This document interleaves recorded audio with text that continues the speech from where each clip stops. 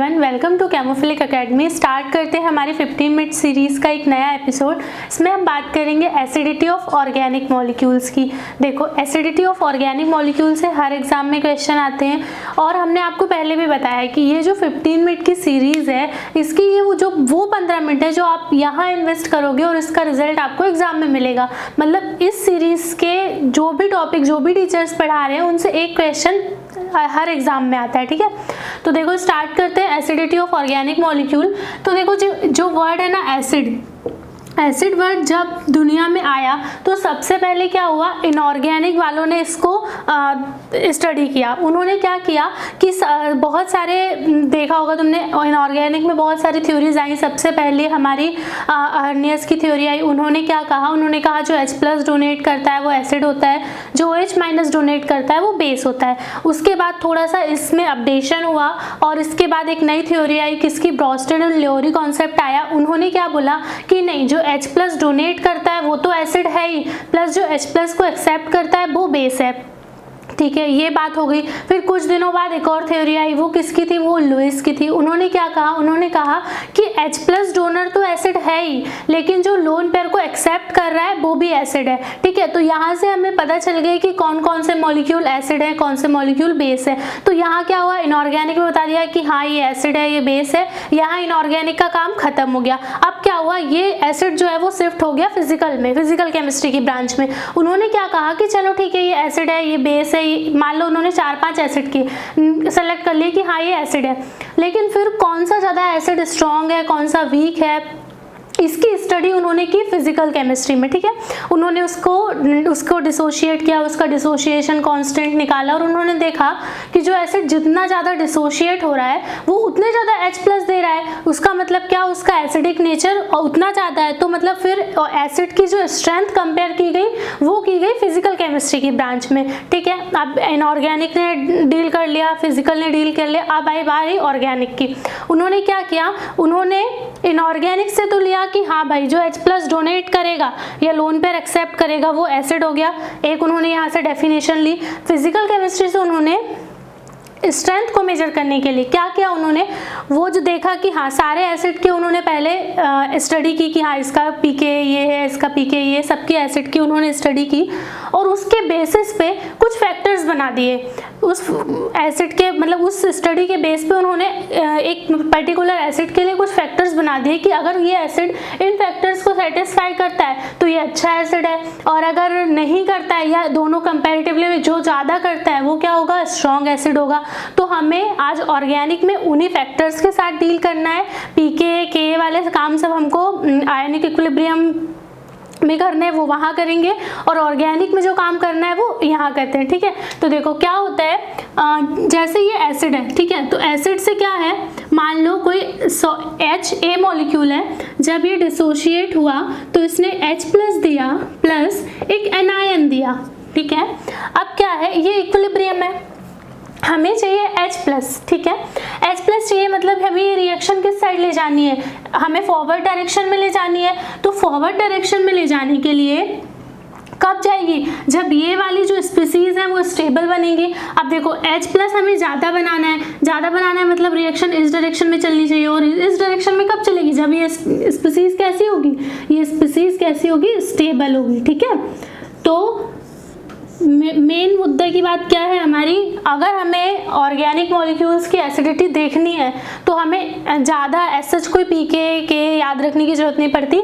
हमें इस एनायन की स्टेबिलिटी के बेस पे हम बता देते हैं कि कौन सा एसिड ज़्यादा स्ट्रॉन्ग है, कौन सा एसिड कम स्ट्रॉन्ग है, या कौन सा एसिड वीक है। तो मेन हमें क्या देखना है, इस एनायन की स्टेबिलिटी देखनी है। तो एनायन की स्टेबिलिटी देखने के लिए ऑर्गेनिक में कुछ फैक्टर्स पाए जाते हैं, उन फैक्टर्स को हमें डिस्कस करना है और फिर देखते हैं मॉलिक्यूल की एसिडिटी। तो चलो स्टार्ट करते हैं। Factors for stability of anion. तो देखो पहला फैक्टर हमें लगाना है, पहला फैक्टर क्या लगाना है, साइज ऑफ एनायन। ठीक है, दूसरा फैक्टर हमें लगाना है electronegativity of anion, electronegativity of anion. Third factor हमें लगाना है रेजोनेंस, फोर्थ फैक्टर हमें लगाना है इंडक्टिव। ठीक है, देखो अब है ना ये फैक्टर्स, ठीक है फैक्टर्स सब लगाते हैं, कोई बड़ी बात नहीं है, लेकिन कौन फैक्टर को सीक्वेंस में लगाता है ये बड़ी बात है। ठीक है, इन फैक्टर्स का सीक्वेंस बहुत मैटर करता है। ये नहीं कि सबसे पहले उठा के इंडक्टिव लगा के क्वेश्चन गलत कर दिया। सबसे पहले साइज वाला फैक्टर देखना है, फिर अगर इससे काम नहीं बनता है तो इलेक्ट्रोनेगेटिविटी पे शिफ्ट होना है, इससे भी काम नहीं बनता है देन रेजोनेंस, उसके बाद इंडक्टिव। सबसे पहले इंडक्टिव मत लगा देना। ठीक है, तो देखो वन बाय वन सारे फैक्टर्स को डिस्कस करते ही इसका स्क्रीनशॉट ले लो और सीक्वेंस ध्यान रखना, चाहे फैक्टर मत रखना लेकिन सीक्वेंस ज़्यादा ध्यान रखना, सीक्वेंस में गड़बड़ होती है। सबसे पहला फैक्टर देखते हैं साइज ऑफ एनायन। तो मान लो कि कोई एसिड है जिसने अपना H+ डोनेट कर दिया है, उसके बाद उस एनायन की हम स्टेबिलिटी देख रहे हैं। तो मान लो जैसे क्या है, हमारे पास HF है, HCl है, HBr है और HI है। ठीक है, अब हमें इसमें एसिडिटी कंपेयर करनी है कि कौन सा ज़्यादा एसिडिक होगा। तो हम क्या करेंगे, सबका H+ निकाल देंगे बाहर और इसका एनायन बनाएंगे। फ्लोरीन बनाया, फ्लोराइड बनाया, ब्रोमाइड बनाया, क्लोराइड बनाया, ब्रोमाइड बनाया, देन आयोडाइड बनाया। अब देखो क्या होगा, जो एनायन होगा, जिस एनायन का साइज जितना बड़ा होगा उस पर क्या होगा, जो चार्ज डेंसिटी होगी वो उतनी ज़्यादा स्प्रेड होगी। मतलब क्या कि सेम चार्ज है सब पे, 1 1 1 माइनस चार्ज है। अब इक्वल चार्ज किसी बड़े एटम पे अगर डिस्ट्रीब्यूट होगा और सेम चार्ज अगर किसी छोटे एटम पे डिस्ट्रीब्यूट होगा तो क्या होगा, ये थर्मोडायनेमिकली अनस्टेबल हो जाएगा, क्योंकि थर्मोडायनेमिकली न्यूट्रल स्पीसीज सबसे ज़्यादा स्टेबल होती हैं जिनमें कम से कम चार्ज हो। लेकिन इसमें अगर तुम देखोगे तो छोटे एटम पे पूरा नेगेटिव चार्ज हो जाएगा और इसमें अगर तुम देखोगे तो इतने बड़े एनायन पे नेगेटिव चार्ज होगा, तो इसके कंपैरेटिवली ये ज़्यादा स्टेबल हो जाएगा। इसलिए क्या होगा, हमने जो ज़्यादा स्टेबल एनायन है उसकी स्टेबिलिटी उतनी ज़्यादा, उसकी एसिडिक स्ट्रेंथ भी उतनी ज़्यादा। अब इसमें अगर तुम क्या करते, सबसे पहले इंडक्टिव लगा देते तो क्या होता, एफ में तुम देखते सबसे ज़्यादा तो फ्लोरीन का है, फिर फ्लोरीन, ब्रोमीन, आयोडीन, इसके अकॉर्डिंग तुम इसका रिवर्स ऑर्डर लगाते हो और वो गलत हो जाता है। तो इंडक्टिव पहले नहीं लगाना है, पहले साइज वाला फैक्टर लगाना है। ये बात समझ आया। अब देखो इसमें HI जो होगा वो सबसे ज़्यादा एसिडिक होगा इन चारों में। अब नेक्स्ट फैक्टर हम देखते हैं। नेक्स्ट क्या बताया था, इलेक्ट्रोनेगेटिविटी। जब हमारा साइज फैक्टर काम नहीं करेगा उसके बाद हम कौन सा फैक्टर लगाएंगे, उसके बाद हम फैक्टर लगाएंगे इलेक्ट्रोनेगेटिविटी ऑफ एनायन। दूसरा फैक्टर है इलेक्ट्रोनेगेटिविटी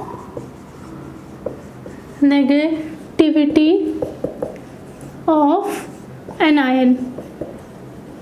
तो देखो इलेक्ट्रोनेगेटिविटी है ना, दो टाइप की होती है। एक तो वो इलेक्ट्रोनेगेटिविटी जो हम हमेशा से पढ़ते हैं, किसके हिसाब से, पीरियोडिक ट्रेंड के हिसाब से। पीरियोडिक ट्रेंड के हिसाब से जो हम पढ़ते हैं वो एक अलग है। ठीक है, और एक होती है हमारे पास मॉडिफाइड इलेक्ट्रोनेगेटिविटी। मॉडिफाइड इलेक्ट्रोनेगेटिविटी, उसमें क्या होता है, वो किस पे डिपेंड करती है, वो डिपेंड करती है हाइब्रिडाइजेशन ऑफ मॉलिक्यूल पे, हाइब्रिडाइजेशन ऑफ एटम पे। जिस भी एटम पे नेगेटिव चार्ज है उस एटम के हाइब्रिडाइजेशन पे डिपेंड करती है। क्यों डिपेंड करती है, क्योंकि देखो जो हाइब्रिडाइजेशन में होता है जैसे sp हाइब्रिडाइजेशन, sp2, sp3, तो उसमें जो परसेंटेज s कैरेक्टर होता है ना, percentage s character directly proportional to होता है इलेक्ट्रोनेगेटिविटी। इसलिए हमें इस मॉडिफाइड इलेक्ट्रोनेगेटिविटी को थोड़ा ध्यान रखना है, जो मैं यहाँ बता दे रही हूँ। इस चार्ट को ध्यान रखना, क्या होता है इसमें, देखो बन जाएगा इतने में। ये देखो इस साइड क्या चलता है, इस साइड हमारी चलती है इलेक्ट्रोनेगेटिविटी। ठीक है, इस साइड हम एटम लिखते हैं, यहाँ हमने कार्बन लिखा, यहाँ हमने लिखा नाइट्रोजन, यहाँ हमने लिखा ऑक्सीजन और यहाँ हमने लिखा फ्लोरीन। ठीक है, अब सबसे कम इलेक्ट्रोनेगेटिव कौन होता है, कार्बन, वो भी कौन सा, हाइब्रिडाइज्ड sp3। फिर उसके बाद कौन आता है, कार्बन, कौन सा हाइब्रिडाइज्ड, sp2 हाइब्रिडाइज्ड। उसके बाद यहाँ कार्बन sp आना चाहिए, लेकिन नहीं, यहाँ कौन आता है, यहाँ आता है नाइट्रोजन sp3 हाइब्रिडाइज्ड। उसके बाद इलेक्ट्रोनेगेटिविटी होती है कार्बन sp हाइब्रिडाइज्ड की। तो ये चीज़ थोड़ी सी ध्यान रखना कि देखो जो sp हाइब्रिडाइज्ड कार्बन होगा ना वो sp3 हाइब्रिडाइज्ड नाइट्रोजन से ज़्यादा इलेक्ट्रोनेगेटिव होता है। ऑल्दो जैसे हम देखते हैं नॉर्मली इसके हिसाब से, पीरियोडिक ट्रेंड के हिसाब से तो क्या होता है, कार्बन कम इलेक्ट्रोनेगेटिव होता है, electronegativity of carbon less than electronegativity of nitrogen. But अगर इन दोनों का तुम हाइब्रिडाइजेशन देखो ना उसके बाद ही कंपेयर करना, डायरेक्ट कंपेयर मत करना। अगर ये दोनों sp3 है तो ये सही है, ये sp2 ये sp3 है तो भी सही है, लेकिन अगर ये sp और ये sp3 है ना तो फिर गड़बड़ हो जाएगी बात, ठीक है, फिर ये रिवर्स हो जाएगा। तो ये ध्यान रखना इलेक्ट्रोनेगेटिव वाला फैक्टर लगाते टाइम कि कार्बन का हाइब्रिडाइजेशन कौन सा है। फिर उसके बाद आता है नाइट्रोजन sp2, फिर आता है नाइट्रोजन का sp, ये ठीक हो गया। अब देखो ऑक्सीजन तो नाइट्रोजन देखो कार्बन की सबसे कम, फिर उसके बाद नाइट्रोजन, फिर यहाँ आता है ऑक्सीजन का sp3 हाइब्रिडाइज्ड। अब आया ऑक्सीजन का sp2, तो ऑक्सीजन का जो sp2 है वो नाइट्रोजन के sp से कम इलेक्ट्रोनेगेटिव होता है, ये चीज़ें ध्यान रखना थोड़ी सी। और फ्लोरीन तो फिर सबसे ज़्यादा होता है, ये फ्लोरीन तो यहाँ कहीं लाई करेगा, ठीक है, फ्लोरीन की इलेक्ट्रोनेगेटिविटी तो सबसे ज़्यादा होती है। तो देखो उस ग्राफ से तुम्हें क्या याद रखना है, उस ग्राफ से ये याद रखना है कि जो कार्बन sp3 है वो सबसे कम इलेक्ट्रोनेगेटिव, उसके बाद आता है कार्बन sp2, फिर उसके बाद आता है नाइट्रोजन का sp3, फिर उसके बाद आता है कार्बन का sp, फिर आता है नाइट्रोजन का sp2, फिर आता है ऑक्सीजन का sp3, फिर उसके बाद आता है नाइट्रोजन का sp, फिर नाइट्रोजन के sp के बाद आता है ऑक्सीजन का sp2, फिर आता है हमारे पास फ्लोरीन। तो बाकी सारी चीज़ें तो नॉर्मल है जैसे चल रही हैं, लेकिन जैसे होता है बस इसमें एक दिक्कत है कि देखो जनरली कार्बन की इलेक्ट्रोनेगेटिविटी कम होती है, नाइट्रोजन की ज़्यादा होती है, लेकिन इस केस में क्या होगा, ये जो sp2 वाले नाइट्रोजन से sp3 वाले नाइट्रोजन से sp वाला कार्बन ज़्यादा इलेक्ट्रोनेगेटिव होता है। तो एक इसको ध्यान रखना है और एक किसको ध्यान रखना है, एक इसको ध्यान रखना है कि sp3 ऑक्सीजन से नाइट्रोजन sp ज़्यादा इलेक्ट्रोनेगेटिव होता है। तो ये तो हो गई हमारी किसकी बात, मॉडिफाइड इलेक्ट्रोनेगेटिविटी की। अब हम दूसरी बात करते हैं, एक होती है एक जो पीरियोडिक ट्रेंड होते हैं उसमें किस हिसाब से जाती है, उसमें इफेक्टिव न्यूक्लियर चार्ज के हिसाब से जाती है, इफेक्टिव न्यूक्लियर चार्ज के हिसाब से इलेक्ट्रोनेगेटिविटी होती है। कैसे, जैसे देखो कार्बन कम इलेक्ट्रोनेगेटिव होता है, नाइट्रोजन फिर ज़्यादा, फिर ऑक्सीजन, फिर फ्लोरीन। क्यों होता है, क्योंकि इसका साइज छोटा होता है, न्यूक्लियस पे अट्रैक्शन ज़्यादा होता है, इसलिए इसको इलेक्ट्रॉन को अट्रैक्ट करने की टेंडेंसी इसकी ज़्यादा होती है, इसलिए हम ये इलेक्ट्रोनेगेटिविटी ऑर्डर लगाते हैं, ठीक है। क्यों होता है, ये चार्ज के कारण ही तो होता है ना। तो वैसे ही अगर तुम यहाँ देखो NH3+, फिर इसकी इलेक्ट्रोनेगेटिविटी सबसे ज़्यादा मतलब ज़्यादा होगी, किससे ज़्यादा होगी, NO2 से, ठीक है। NO2 के बाद फिर यहाँ कौन आएगा, यहाँ हमारे पास आएगा NH3, फिर उसके बाद आएगा NH2-। देखो इन चारों में तुम्हें ये ध्यान रखना है कि ये NH3 है, इस पे पॉजिटिव चार्ज है, जब इस पे पॉजिटिव चार्ज आ गया ना किसी इलेक्ट्रोनेगेटिव एटम पे, तो उसकी इलेक्ट्रोनेगेटिविटी उसके एक्चुअल की तुलना में कई गुना ज़्यादा हो जाती है। फिर देखो यहाँ नाइट्रोजन है, उसके साथ क्या लगा है, 2 ऑक्सीजन लगे हैं, तो इसने सारी डेंसिटी खींच ली, इस कारण ये क्या हो गया, इलेक्ट्रो पॉजिटिव हो गया और इसकी इलेक्ट्रोनेगेटिविटी और बढ़ गई। फिर क्या, ये नाइट्रोजन की एक्चुअल स्टेट है, यहाँ क्या हुआ, तो इसकी जो इलेक्ट्रोनेगेटिविटी होगी वो इन दोनों स्टेट से कम होगी। और अगर यहाँ देखोगे तो यहाँ जो नाइट्रोजन है उस पर नेगेटिव चार्ज है, ठीक है, तो नेगेटिव चार्ज आ गया मतलब कि इलेक्ट्रॉन डेंसिटी उसके ऑर्बिटल्स में आ गई, तो उसकी जो इलेक्ट्रोनेगेटिविटी है वो कम हो जाएगी, क्योंकि अगर तुम्हें इसमें और इलेक्ट्रॉन इसके पास लाना होगा तो तुम्हें इलेक्ट्रॉन रिपल्सन का सामना करना पड़ेगा, ठीक है। तो इलेक्ट्रोनेगेटिविटी को सीधा है ना देखते से कार्बन नाइट्रोजन नहीं लगा देना, उसमें ध्यान रखना है कि हाइब्रिडाइजेशन का और इफेक्टिव न्यूक्लियर चार्ज का। देखो इसके बेस पे एक क्वेश्चन करते हैं, जैम का प्रीवियस ईयर क्वेश्चन है वो, देखो क्या क्वेश्चन था, उन्होंने बोला था, क्वेश्चन है NH2 रिंग, उसके बाद C ट्रिपल बॉन्ड CH, और यहाँ से उन्होंने NH2 दिया था प्लस CH3Cl दिया था, ठीक है। अब बोला था, और ये जो दिया था ये कितना दिया था, केवल 1 मोल दिया था, ठीक है। तो ये हमारे पास Na प्लस NH2 माइनस है, तो NH2 माइनस बेस है, क्या करेगा, एसिडिक प्रोटॉन निकालेगा। अब अगर तुम मॉडिफाइड इलेक्ट्रोनेगेटिविटी का कॉन्सेप्ट नहीं लगाओगे, तुम्हें उसके बारे में जानकारी नहीं होगी, तो तुम क्या करोगे, ये नाइट्रोजन देखोगे, कार्बन देखोगे, नाइट्रोजन से जुड़ा हाइड्रोजन देखोगे, कार्बन से जुड़ा देखोगे, और कहोगे कि ठीक है नाइट्रोजन ज़्यादा इलेक्ट्रोनेगेटिव होता है तो उससे जुड़ा हुआ प्रोटॉन ज़्यादा एसिडिक होगा, इसका नाइट्रोजन निकाल के ये CH3 को यहाँ जोड़ दोगे, ठीक है। और ये तुम्हारे पास एक ऑप्शन भी होगा, 4 ऑप्शन में से एक ऑप्शन यही होगा, ठीक है। तो और वो तुम्हारा गलत हो जाएगा। तुम्हें करना क्या है, तुम्हें पहले जिस भी एटम से वो हाइड्रोजन जुड़ा है, जैसे यहाँ कार्बन से जुड़ा है या नाइट्रोजन से जुड़ा है, दोनों का हाइब्रिडाइजेशन देखना। ये कैसा है, ये sp3 नाइट्रोजन है और ये sp कार्बन है। तो जो sp कार्बन है उसकी इलेक्ट्रोनेगेटिविटी ज़्यादा होती है sp3 नाइट्रोजन से, इसलिए ये जो बेस है ना वो ये वाला प्रोटॉन निकालेगा, ना कि ये वाला।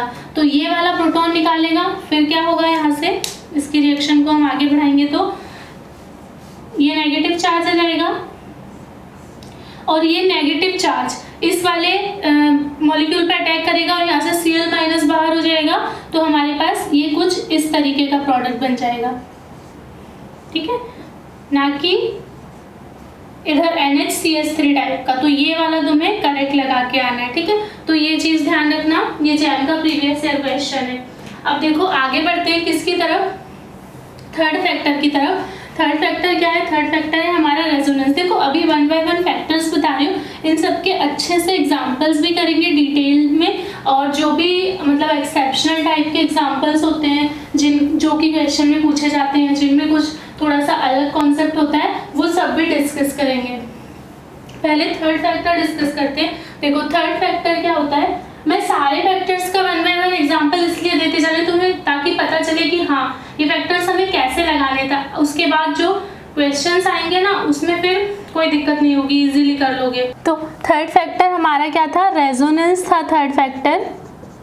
देखो रेजोनेंस को कैसे देखना है, अगर मान लो कोई नेगेटिव चार्ज है, वो दो एटम पे नेगेटिव चार्ज आ रहा है, तो वो नेगेटिव चार्ज ज़्यादा स्टेबलाइज्ड होगा जो कि रेजोनेंस में इन्वॉल्व होगा। देखो इसको एक क्वेश्चन से समझते हैं। मान लो तुम्हारे पास एक ऐसा कंपाउंड दिया है, ठीक है, इस टाइप का कोई कंपाउंड दिया है, यहाँ सल्फर लिखा है ये, और एक प्रोटॉन दिया है तुम्हारे पास Ha और एक प्रोटॉन दिया है Hb। अब बोला है कि बताओ कौन सा, which one is more acidic, Ha और Hb। तो तुम्हें क्या करना है, अब जो फैक्टर सीक्वेंस में नहीं लगाएगा वो क्या करेगा, दोनों का सबसे पहले तो एनायन बना के देखेंगे। क्या ये दोनों का एनायन बनाया, यहाँ ऑक्सीजन, और यहाँ से उन्होंने इसका नेगेटिव चार्ज निकाला, यहाँ बनाया, फिर उसके बाद इसका यहाँ से नेगेटिव चार्ज निकाला और मतलब प्रोटॉन निकाला, यहाँ नेगेटिव चार्ज बनाया, कहाँ, यहाँ बनाया। अब देखेंगे कि इस कार्बन पे अगर जिसने सीक्वेंस फैक्टर में नहीं लगाया, मैं पहले उसकी बात कर रही हूँ, उसकी बात क्या कर रही हूँ कि वो क्या सोचेंगे कि हाँ ठीक है ये कार्बन पे नेगेटिव दोनों कंडीशन सेम है, बस दिक्कत क्या है, मतलब अलग क्या है, अलग ये है कि यहाँ इससे ऑक्सीजन जुड़ी है और यहाँ इससे सल्फर जुड़ा है। तो अगर तुमने सबसे पहले क्या लगाया, इंडक्टिव लगाया, तो क्या हो जाएगा, तुम कहोगे कि भाई ऑक्सीजन का इंडक्टिव ज़्यादा होता है, इसकी इलेक्ट्रोनेगेटिविटी ज़्यादा होती है, तो ये वाला ज़्यादा स्टेबल होगा, और तुम इसको सही करके आ जाओगे और ये गलत हो जाएगा। क्यों, क्योंकि देखो यहाँ तुम ये भूल गए कि ये जो सल्फर है ना, इसके पास वेकेंट d ऑर्बिटल्स प्रेजेंट है, तो वो क्या करेंगे, इस नेगेटिव चार्ज के साथ कॉन्जुगेशन करेंगे, जिससे क्या होगा, इसकी स्टेबिलिटी बढ़ जाएगी। इसलिए यहाँ पे Hb जो है ना, Hb मोर एसिडिक होगा Ha से। किसका ऑर्डर है ये, एसिडिक स्ट्रेंथ का ऑर्डर है, ठीक है। तो इस तरीके से देखना है कि कहीं रेजोनेंस वाला फैक्टर तो नहीं लग रहा है। फोर्थ एंड लास्ट फैक्टर होता है इंडक्टिव, जो कि सबसे पहले लगाते हैं स्टूडेंट्स क्वेश्चन करते टाइम उन्हें सबसे पहले इंडक्टिव ही याद आता है, जबकि उसे सबसे लास्ट में लगाना होता है। कभी भी इंडक्टिव शुरुआत में मत लगाओ, जब कोई रास्ता नहीं बचे ना तब इंडक्टिव के पास जाया जाता है। तो इंडक्टिव के लिए तो इंडक्टिव इफेक्ट पढ़ा ही होगा, ठीक है। नहीं पढ़ा हो तो कमेंट करके बता देना इंडक्टिव इफेक्ट की, या जो भी इफेक्ट जिसमें भी दिक्कत आ रही हो, मीजोमेरिक में दिक्कत आ रही हो या फिर रेजोनेंस या हाइपर कॉन्जुगेशन इंडक्टिव, जिसमें दिक्कत आ रही हो कमेंट कर देना, उस पर वीडियो मिल जाएगी, ठीक है। अब हम क्वेश्चन करना स्टार्ट करते हैं। देखो क्वेश्चन करने से पहले जो ऑर्गेनिक एसिड है उनको हम क्लासीफाई कर लेते हैं। कैसे? देखो टाइप ऑफ एसिड अगर हम देखें, टाइप ऑफ एसिड्स अगर देखें तो कितने टाइप के हैं हमारे पास। ऑर्गेनिक केमिस्ट्री की मैं बात कर रही हूँ क्योंकि इसमें हम जनरली इन्हीं एटम्स के साथ डील करते हैं। देखो एक तो होता है हमारे पास ऑक्सी एसिड्स, ठीक है। दूसरा होता है हमारे पास एजो एसिड, थर्ड होता है हमारे पास कार्बन एसिड, ठीक है। देखो ऑक्सी एसिड में क्या कि वो वाले टाइप के एसिड जहाँ हमारे पास जो प्रोटॉन है वो किससे जुड़ा होगा, ऑक्सीजन से जुड़ा होगा। ये तो इसमें हमारे पास दो कैटेगरी आ जाएगी, कौन कौन सी आ जाएगी, कार्बोक्सिलिक एसिड और फिनॉल, ठीक है। फिनॉल आ जाएगा, कार्बोक्सिलिक एसिड एंड फिनॉल आ जाएगा। और एजो एसिड में हमारे पास क्या आ जाएगा, हमारे पास आ जाएगा एमीन्स आ जाएगा, एमीन्स आ जाए, एमाइड्स आ जाएगा और एमीन्स आ जाएगा, ठीक है। एमाइड और एमीन्स, ठीक है। कार्बन एसिड में हमारे पास क्या आ जाएगा, कार्बोनाइल कंपाउंड्स आ जाएंगे, कार्बोनाइल कंपाउंड्स आ जाएंगे। और फिर क्या आ जाएगा हमारे पास, हाइड्रोकार्बन्स आ जाएंगे, ठीक है। तो इसको ध्यान रखना है, इस फ्लो चार्ट को ध्यान रखना है, इससे तुम्हें सारे एसिड क्लियर होते जाएंगे। जब भी क्वेश्चन आए ना तो सबसे पहले तो देख लेना कि किस कैटेगरी में जा रहा है, जिस कैटेगरी में जा रहा है फिर उस कैटेगरी के अकॉर्डिंग स्टार्ट हो जाना। अब हम वन बाय वन सबको डिस्कस करेंगे। इसका स्क्रीनशॉट ले लो एक बार, ठीक है। स्क्रीनशॉट ले लो और फिर हम स्टार्ट करेंगे ऑक्सी एसिड से। देखो ये सारे यहाँ तक सारे हमने फैक्टर्स कवर कर लिए, देख लिए कौन कौन से टाइप के एसिड होते हैं। अब इन सबको हम डिटेल में पढ़ेंगे। अब ये 15 मिनट एपिसोड है, इसको 45 मिनट या 40 मिनट का हम नहीं बना सकते, इसलिए ये वाली जो इसका जो पार्ट है ना नेक्स्ट वीडियो में कवर करेंगे, ऑक्सी एसिड, एजो एसिड और कार्बन एसिड, ठीक है। तो उस वीडियो को बिना देखे कोई मतलब नहीं, उस वीडियो में मैं सारे अच्छे एग्जाम्पल्स कराऊंगी, तो उसको जरूर देखना। Thank you.